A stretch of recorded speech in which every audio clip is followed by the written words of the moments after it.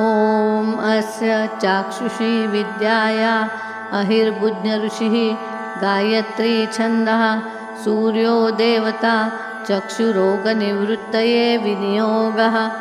ॐ चक्षु चक्षु चक्षु तेजस्थिरो भव मां पाहि पाहि त्वरितं चक्षुरोगान् शमय शमय। मम जातरूपं तेजो दर्शय दर्शय यथा अहम् अंधो न स्यां तथा कल्पय कल्पय। कल्याणं कुरु कुरु यानि मम पूर्वजन्म उपार्जितानि चक्षुः प्रतिरोधक दुष्कृतानि सर्वाणि निर्मूलय निर्मूलय। ॐ नमः चक्षुः तेजोदात्रे दिव्याय भास्कराय। ॐ नमः करुणाकरायामृताय।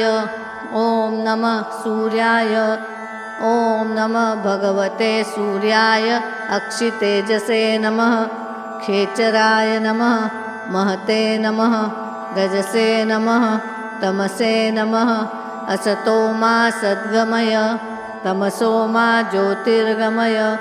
मृत्योर्मा अमृतं गमय। उष्णो भगवान् शुचिरूपः हंसो भगवान् शुचिरप्रतिरूपः। य इमां चाक्षुष्मतिविद्यां ब्राह्मणो नित्यम् अधीयते न तस्य अक्षिरोगो भवति न तस्य कुले अंधो भवति।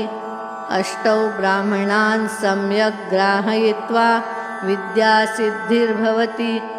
ॐ विश्वरूपं घृणिनं जातवेदसं हिरण्मयं पुरुषं ज्योतिरूपं तपन्तं सहस्ररश्मिभिः शतधा वर्तमानः पुरः प्रजानाम उदयस्तेष सूर्यः।